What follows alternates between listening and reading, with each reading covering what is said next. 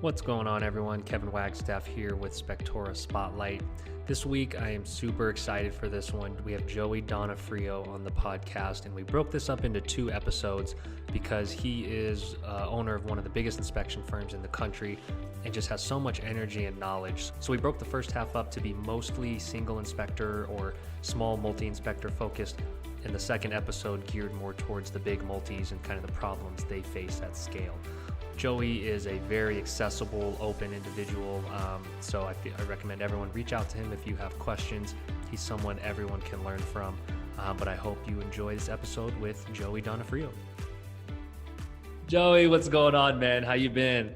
Good, Kevin. How you doing, man? Thanks for having me on. Yeah, no problem. Thanks for doing this again. For those that saw the first time we chatted, the audio was terrible. We were in our old office, which had a ton of echo.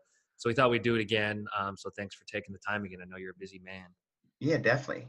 So what is the last 9 months? What's happened over the last 9 months? Well, it's funny. Like a lot of changes that we've started doing just by growing. You know, we have around 12 licensed inspectors now. I have 2 in training, and then I have 2 more that we just hired that are starting November 5th. To hopefully train them and get them prepared. So when the spring season hits, we're really going to be very busy because I'm tired of like paying other people to train these guys to get certified or licensed with the state. We're in the process of developing coursework to start offering pre-licensing classes on our own. So it's going to be a whole nother branch of training and home inspector training. And so I'm really excited about that other step, because we're at a point now where adding an inspector isn't really that big of a deal. Yeah. Just find the right person. That's the hardest part. And then just put them through the system. And then we're able to have good inspectors through that if we hire the right person. That's wow. So that's what we're doing. So that's what I'm really excited about. That's like the next step of what we're trying to branch out and do, and just get into that training and institute. Because a lot of my feedback from a lot of our inspectors after they've, we typically they're with us for a couple months before we send them to the class. It's like the last thing we send them to just so they can have the certificate to get licensed. They'd be like, "Oh my God, we know so much more than all these people." The instructor's having us come up and teach part of the class and give our experiences and all this stuff. And I'm just like, wow, if that's the case, then I think we can do a lot better job than some of these guys that are out there training. Yeah. And keep it in-house, and then that way I'm not paying $2,000 to get one of my guys trained to sit in the course that he's not really learning anything, and we have to be like, hey, really don't really listen to that and come back here. And we just did that to get the certification. Right. And you guys have the name and hopefully the resources to be able to, put a dent or improve processes in that space, because it's kind of fragmented. The education. Well, yeah, and it's one of those things where it's funny how it all happens. Like we needed a change, and we needed to cut costs, and it was just like almost like a natural part of our growth. Like, oh, this is what we should be doing next, because we do know a lot about this. Yeah. Well, very cool. And we'll get into this a lot more. I have some more deeper questions on kind of this new frontier for you guys. But we're going to try and break this off into 2 episodes. And so the first one, we're going to see if we could launch you back in time, or even in the future if you were an alternate reality as a new inspector. But kind of what you're seeing as you hire these new inspectors, right? Because these new inspectors probably have the choice of work for Donofrio Associates or go out on my own. What is that kind of conversation like, or is that something that even happens? Well, for us, if they're coming through the hiring process, they obviously made the decision that they want to learn from either an experienced firm first, or they understand that the cost of going out and getting business. I don't think a lot of people understand, or they do understand what it takes to start a business from scratch, and it's a lot of activity without seeing immediate results. Right. And I think most people would just rather say, "Oh, here's my inspections for the day. Go and do them," rather than, "Oh, I got to go to like 100 or 20, 50 real estate offices before business starts coming in and put my face out there, put myself out there, and face rejection." Because you go into these offices, not every person that walks in the office is going to get a presentation, right? So it's the cost of your time. It's the cost of what it takes to start up a business. It's all those things that if they come and work for a big company like us, we take care of all that. We give them health insurance. They don't have to go out and get their own. A lot of people that start off on their own, they don't have health insurance right away because they don't Yeah, have income coming in, or hopefully they have a spouse that maybe has that health insurance. Oh, I'm on my spouse. I think that gives you a little bit of advantage, but you know, for insurances, car, the wear and tear on your car, it's a big, big expense that when you come to a multi-inspector firm, I don't think your paychecks seem as big, but it really is because you're not having all these other expenses. true. Um, so that's the biggest thing. And we live where I live. We have the government, and the government that gives those nice cushy job with the benefits, and so Yep. we try to do the same thing for our employees, just to kind of compete with them and give people that security. I like it. I like it. Let's dig more into this. I just realized also we have a lot of new listeners and people that subscribe to the podcast. Let's just give them your quick backstory and kind of tell them a little bit of who you guys are. Cause I think some folks, with home inspection being such a fragmented industry, a lot of people don't know of these mega inspection firms around the country. You guys are definitely one of them. So let's tell them a little bit about your backstory and kind of how you guys came of. Yeah, definitely. So I grew up in this industry. My dad actually started this business 17 years ago, and it was like my job in middle school, high school, college. I never could get out of work. I never had a weekend where like I wasn't being pulled no matter what I did the night before. And we were my dad. I saw watched my dad build a business going out to real estate offices in the beginning, but then he had a good word of mouth reputation where he would just stay very busy every single year. And it was just him. And then when my brother graduated college, he joined him with no marketing, just joined him, and then they stayed busy because it was just overflow. It was I guess the Donofrio name. And then when I joined, again, it just was like, oh, we're busy. Wow, this is amazing how this works. You have a good reputation. You add people, and then I got to a point where we always had doubts about like, well, if we hire somebody outside of family, will they ever be able to do it as good as us, and all this stuff, all the fears that we tell ourselves, all the excuses we make. And then I just got, I met my wife in 2013, or I got reacquainted with her in 2013, started dating her, and I realized I'm like looking at my life 30 years from now, and I'm saying, I don't want to do this forever. I don't want to just keep doing inspections. We were doing, and we were lucky enough to be so busy. We're doing like 3 and 4 a day. My brother goes away on vacation, and it was like, okay, Joey, you got to pick up the slack, and you just got to like 7 days a week. Figure it out. And my dad and my brother were doing it, we would only take 1 day off a week unless we were like vacation or something. So my day off was Sunday. And I'll never forget when I got a second day off, I was like, oh my gosh, this is so much time, because I was used to that 1 day. But I just realized I wanted more, and I was a business degree in college and all that stuff, and I always wanted to do more of that stuff. I was a finance major, wealth management, that always like intrigued me. But then I realized that, hey, I have this incredible vehicle. If my dad will allow me to like have a vision on it, and thank God he did. So in 2015, me and my wife, I was always telling him, I'm like, we need to get around other inspection companies that are growing so we can like see what they're doing and then like copy them. Like Yeah. the easiest way, copy them, make it our own. And so in 2015, we went to Las Vegas. I think it was like the Inspection World Conference. Mm-hmm. And I got around some of these big companies, Jerry Lincoln. I saw Mike Crow and did all this stuff. And I saw it. I'm like, oh my God, if they're able to do this, and some people were like from Utah and all parts of the country, I'm like, wow, we live in like Northern Virginia. Like if they're able to grow, why can't we do it? And it gave me and my wife tons of hope. And like literally probably like this first or second day we got back, we just started hiring. We hired somebody. And we didn't have them fill out the right paperwork. It was funny, like all the things you learn as you go through the process, Figure it out. things you're able to perfect.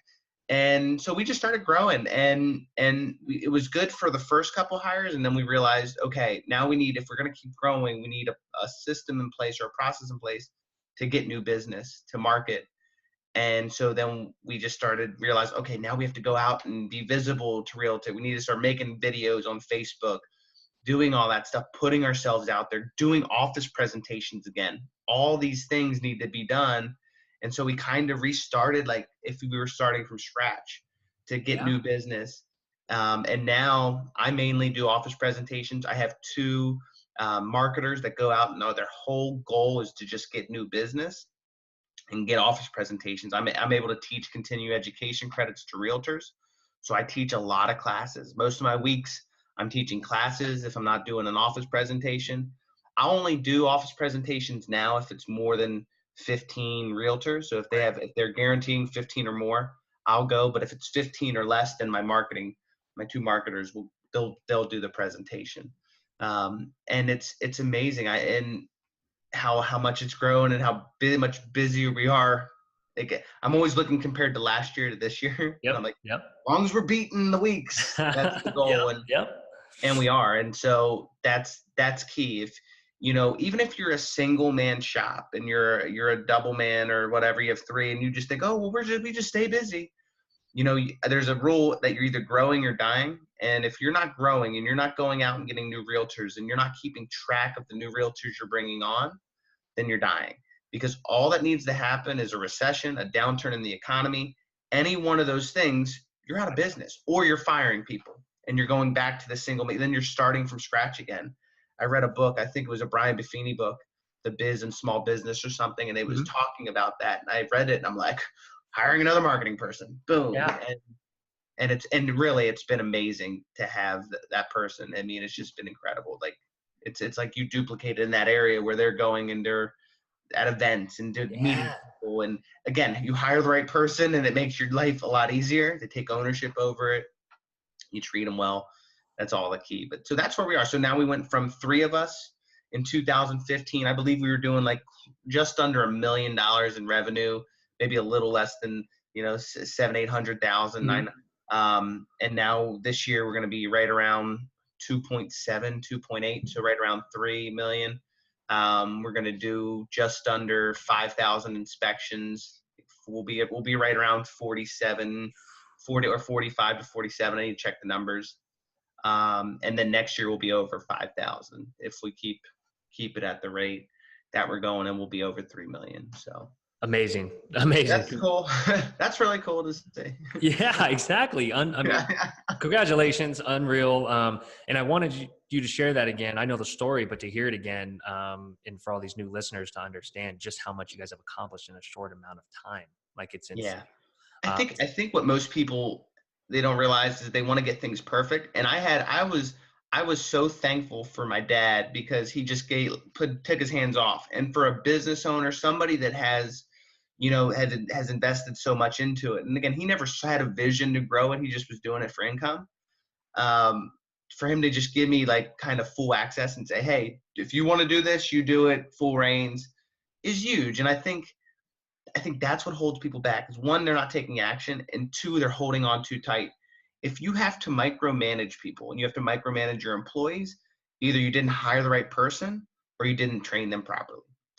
You should never have to micromanage if you want to because you're going to find out if you hire the right people and you let them use their own brain, they're going to do things and find more efficient ways than you probably could.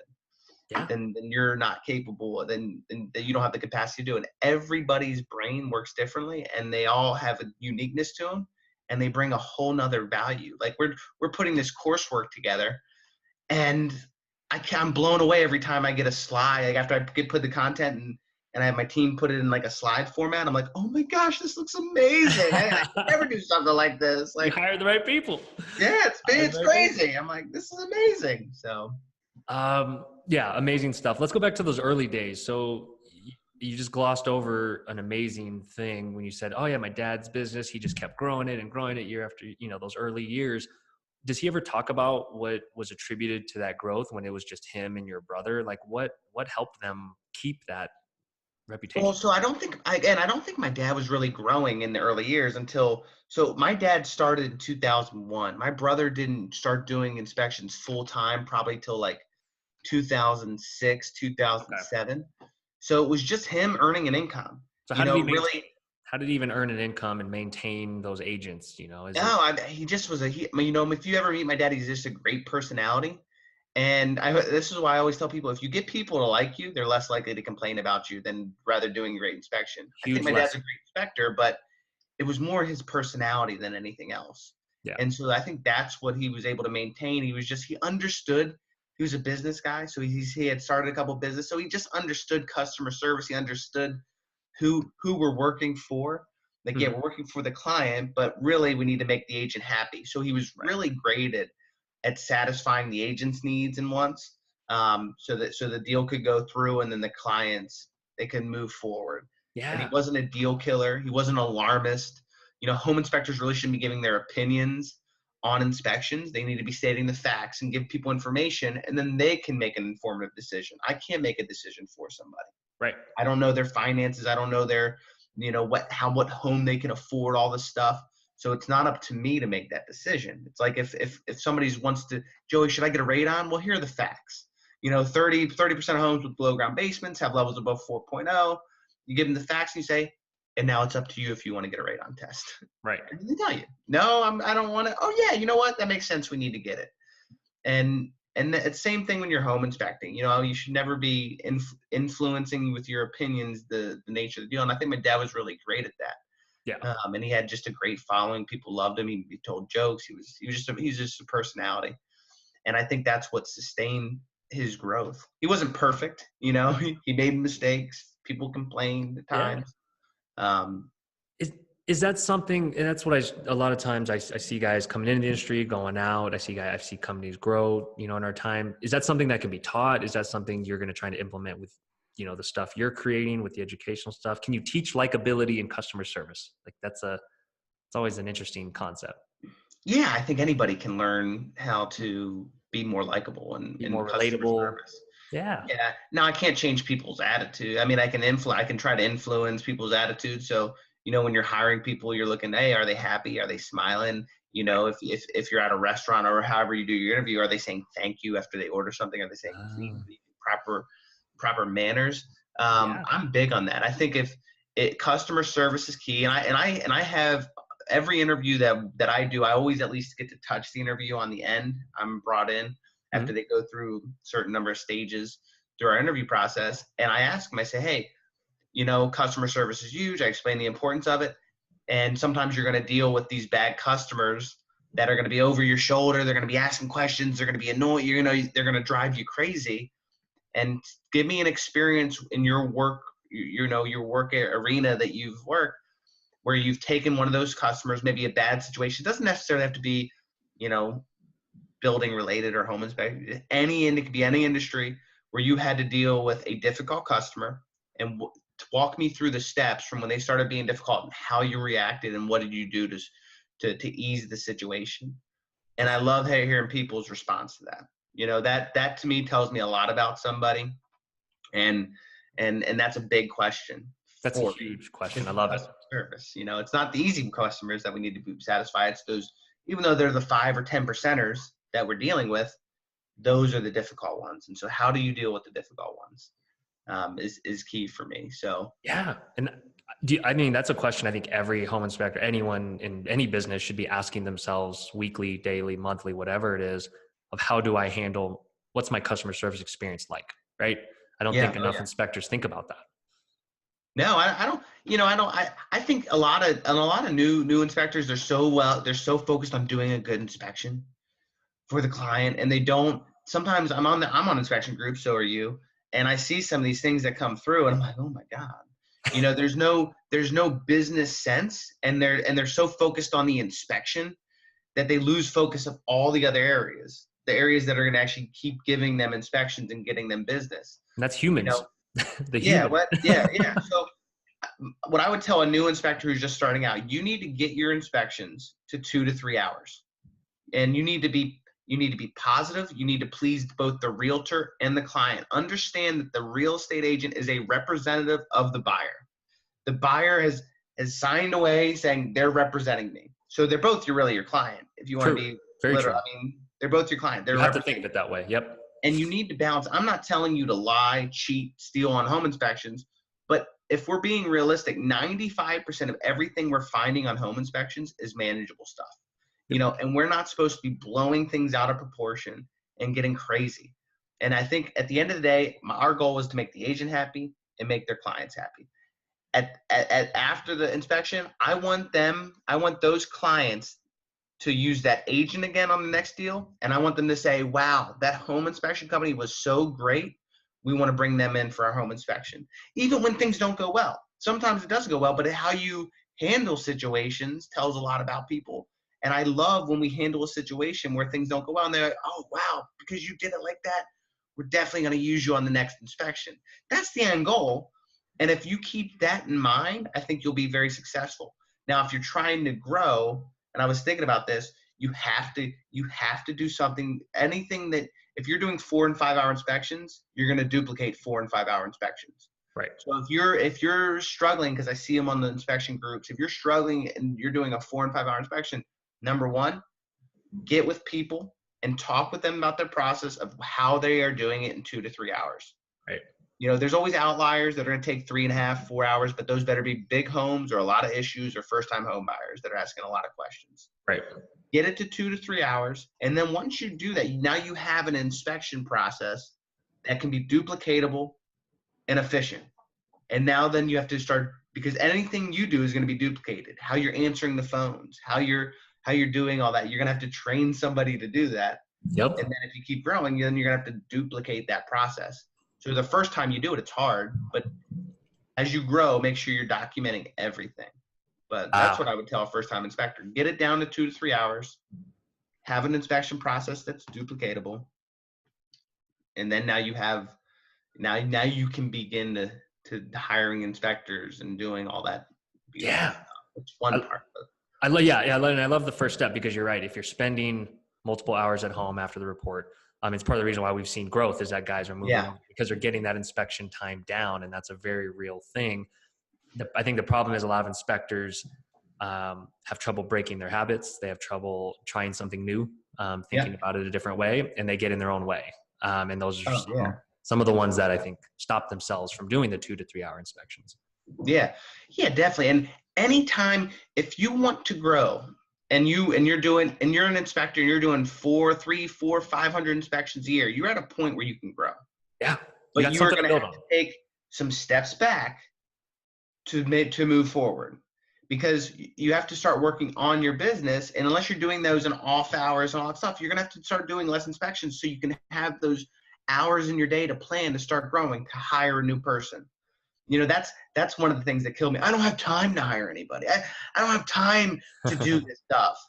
And they just don't get it. And it is frustrating because you can't change people. Right. You can only say, hey, well, I suggest maybe get around people who are growing, listen to them, and do what they do. Because there's always an excuse of why you can't do something. Yeah, we're all busy. But there are also plenty of reasons why you should do something. One is reason why I get to spend no time. I'm too busy writing reports. I do 5 hour inspections. These guys that are doing 2 and 3 hours, they must have so much liability and all this stuff. It's like, it's crazy to me, because they're talking amongst themselves rather than with the people that are doing it. Right. So don't be a copycat. Copy the people that are doing it. Yeah. Yeah. Everyone's different. Where you get me around 3 other home and multi-inspector owners, our companies aren't the same. We run things differently. We probably do pay people differently. They're different. And you have to do what's right for you and have your own culture of what's right for you. But it doesn't make my way wrong. It doesn't make the other guy wrong or right. Yeah. So, get around people that are growing. Find people that are willing to help. And there are people that are willing to help. You go to a conference, go to the inspection conference, get around these people. You're going to find so many great people that are there to help. They're not inferior of other inspection companies that are growing and all that stuff. Yeah. I think I've sent you multiple inspectors. I don't know if they ended up calling you or following through, but I tell them, I say, these people that have this knowledge that seem to be very willing to share it, go seek them out. And I think, there's ego involved. Some people's egos don't let them do that. Or they're nervous. You never know. Yeah, exactly. The growth mindset is hard to impose on someone. They have to be willing to seek it out. Yeah. Or if you find yourself making excuses, or you're the inspector that says, oh, I can't grow, what helped me was starting my personal growth journey of reading, listen to audiobooks, listen to sex if you're not going to get it from people, because that'll expand your mindset. And Rick, you realize when you open the door for personal growth, it makes us realize how much we don't know, how much we know we're not know-it-alls, and that we want to keep learning and growing. And so if that's you, start reading, start reading success principle books, hear from other people out, maybe outside of our industry, that are building dynasties. I mean, my biggest thing is there's nobody's self-made. Everybody has help along the way.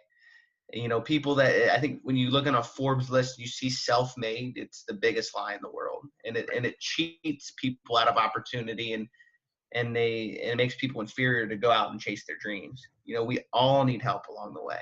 Yeah. My inspections wouldn't be as quick without you, Kevin, Spectora. I mean, that technology is unreal. Yeah. And we all have, and they come in all sorts and different forms and fashions. We all need people.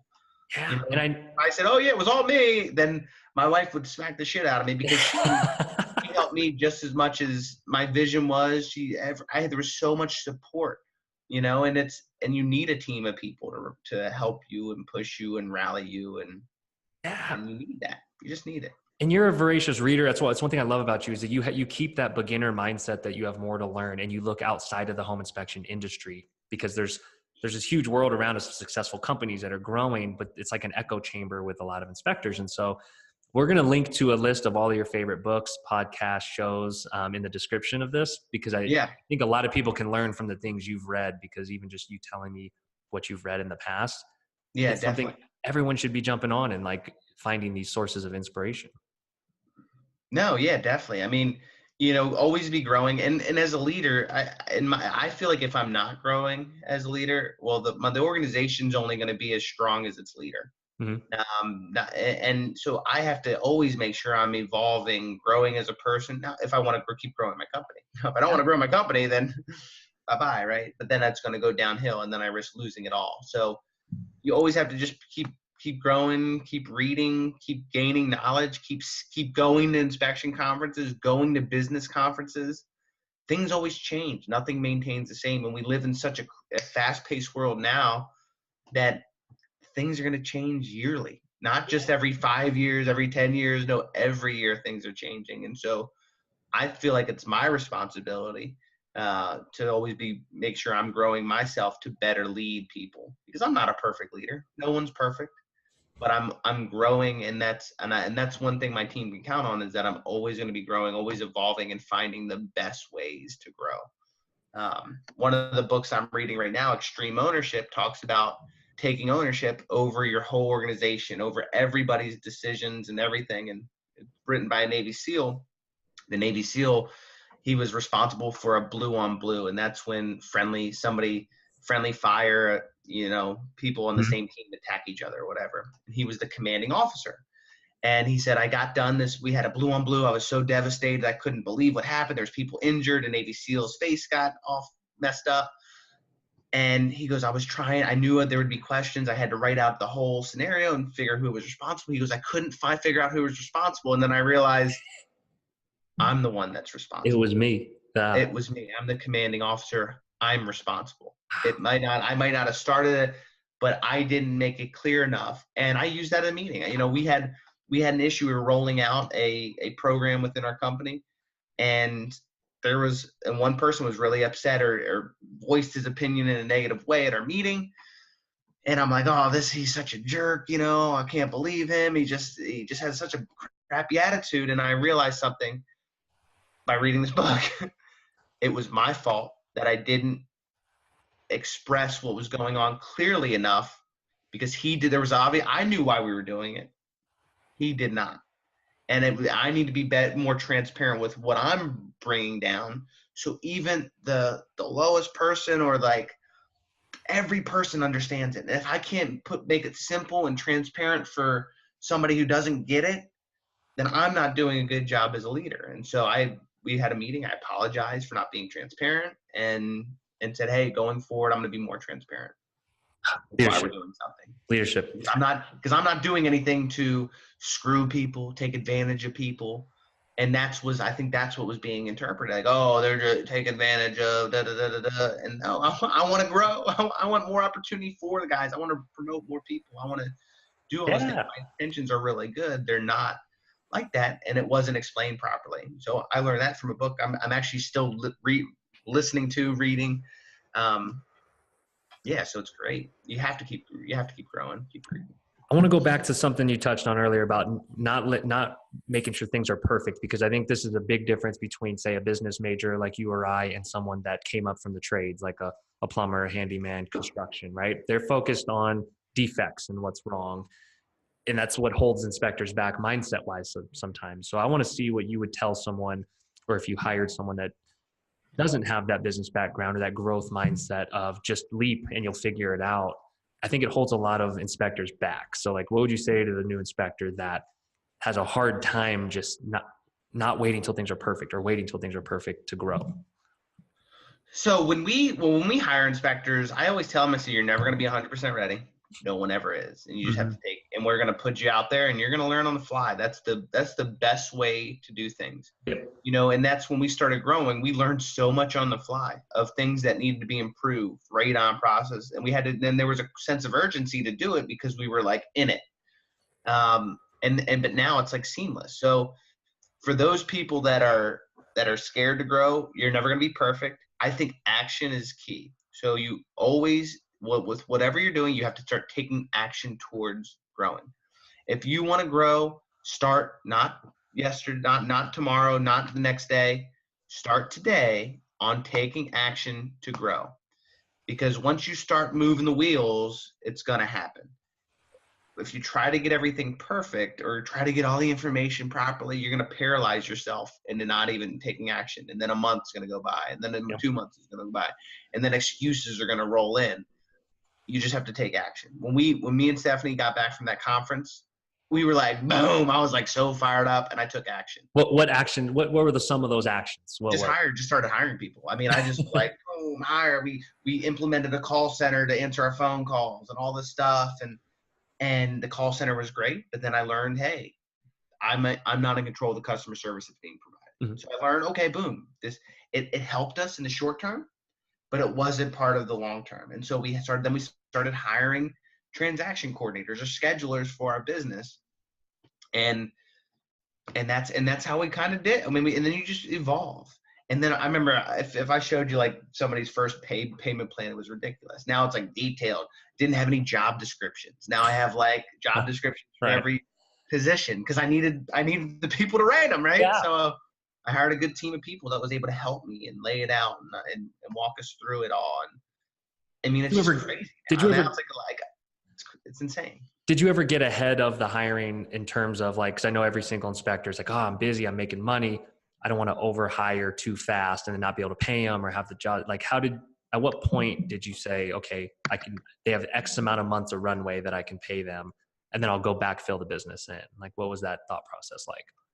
Like just trying to pay people, like not having the money to pay? Yeah, you said you got back from the conference and you started hiring people. Some people would say like, well, of course you must have had the money to pay them.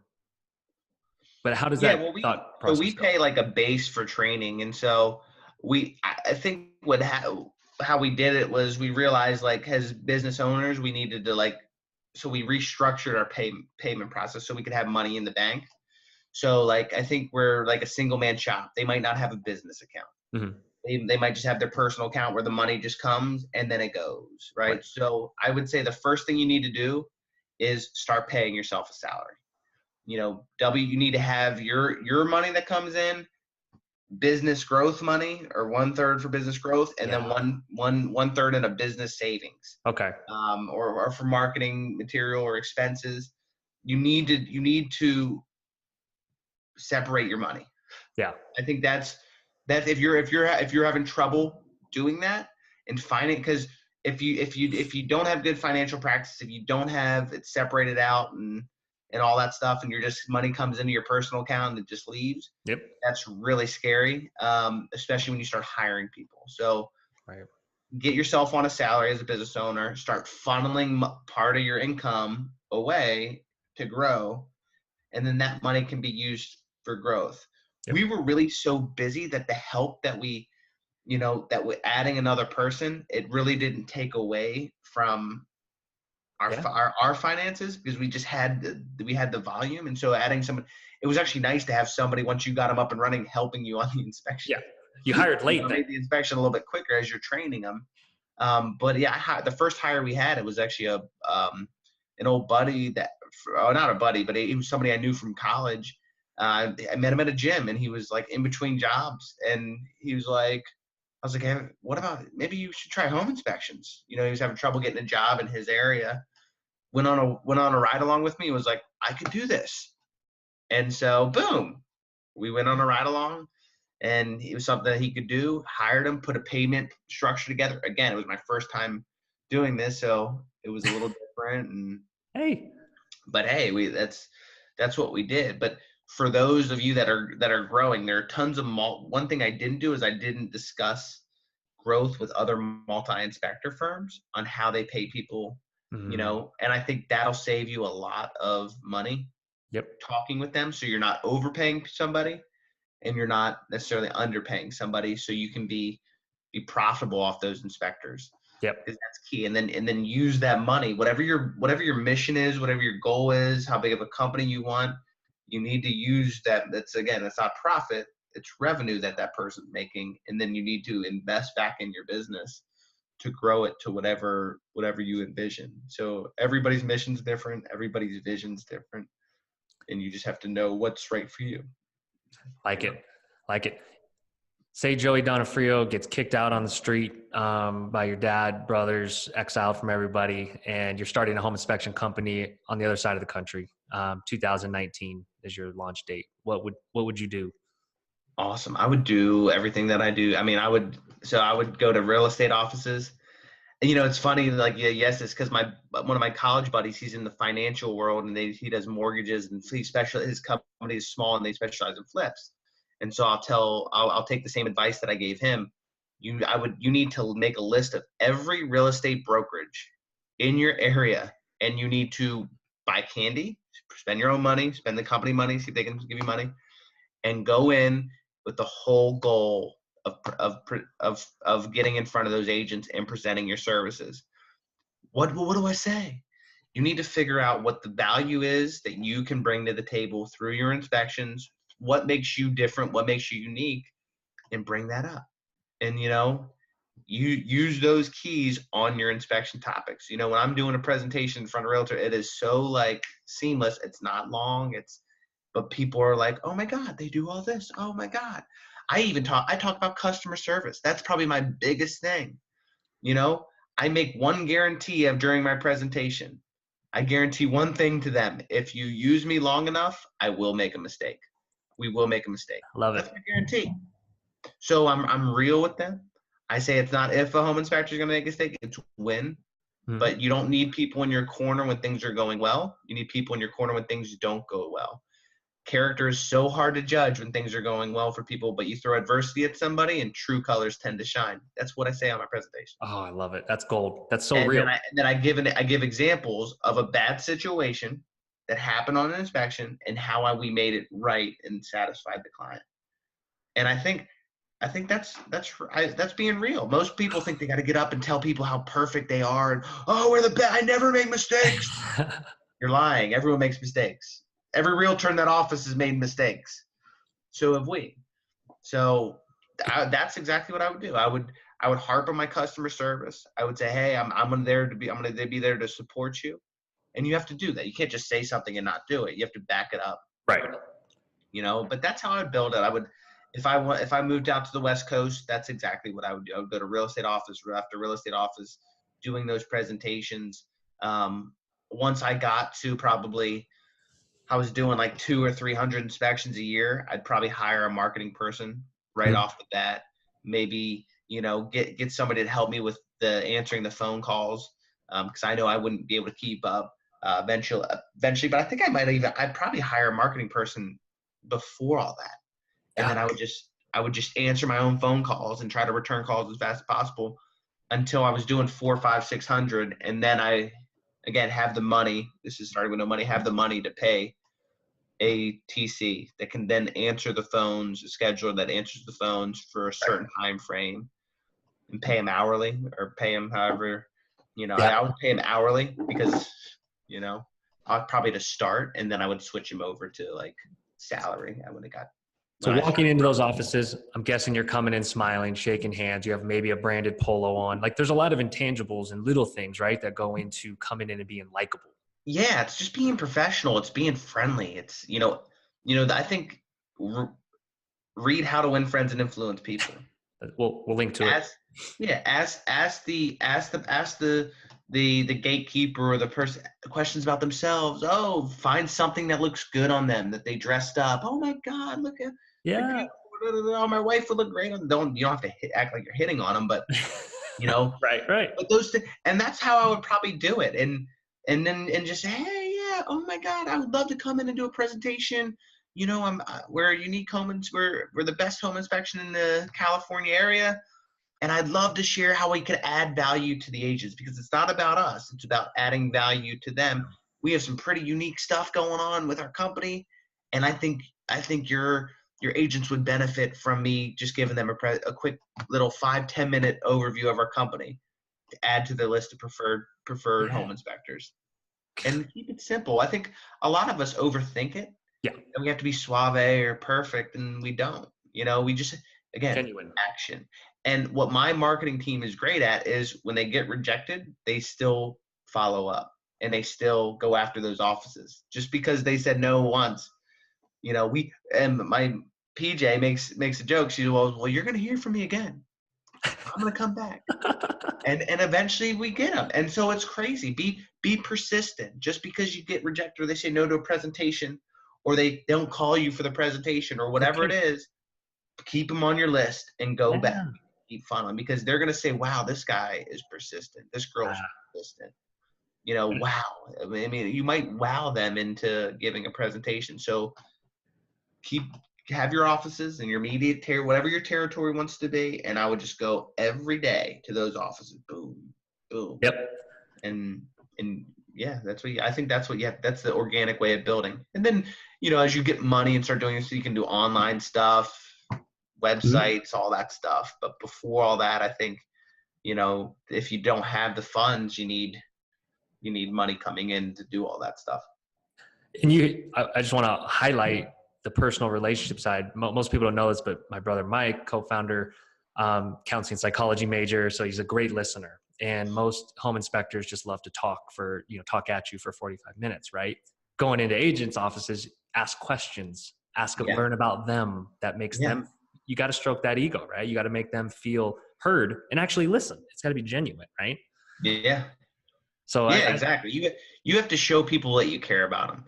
Right. I mean, if people know that you care, it's game over. Yeah. And that's the truth.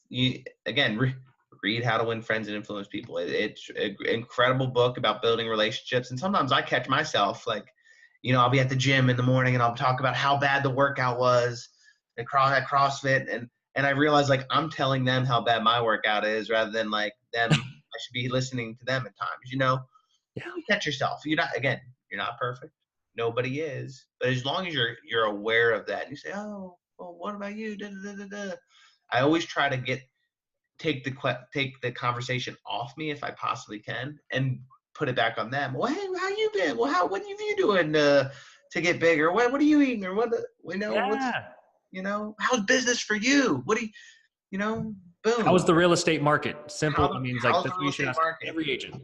Hey, do you have kids? Yeah, I have 2. What about you? How many kids do you have? Oh, what schools do they go to? Oh, boom, how old? I mean, it's that. And it doesn't take you don't have to be, you can be an introvert and do these things, right? So just got to get outside of yourself, right? Yeah, it just takes effort. And you'll hear the best salespeople, like a Grant Cardone, say that he was introverted, that he didn't like, doesn't like being around people, but he does what he needs to do it. So it's anything. If you want to be successful, you can't tell yourself you're an introvert. Right. I was doing a presentation and I was like waiting for like to be introduced by a broker, and I don't know, but he was like, what'd he say about me? He goes, oh, the speaker must be an introvert. And I'm like, because I'm not like, I figured because I'm not the one just being, oh, hey guys, like I thought we didn't talk about the introduction. And I didn't let it bother me because I know that, even if I am introverted, it's not him to project that on me. Right. Yeah. Don't think that because somebody thinks you're an introvert or calls you an introvert, whether that you can't not be an introvert. Right. Right. You can still be a human. You can still care about people's story. And I think, ask questions to people. yep. Even if you're single and you're trying to pick up a girl, the best way to do it is ask them questions about themselves. Right. Seriously, you Right. don't need some suave pickup line. Hey, how you doing? What did you have for dinner? Like, what are you drinking? Oh, cool. I love that drink. Da, da, da, da, da. Then ask them another question. Great analogy. I love it. I love it.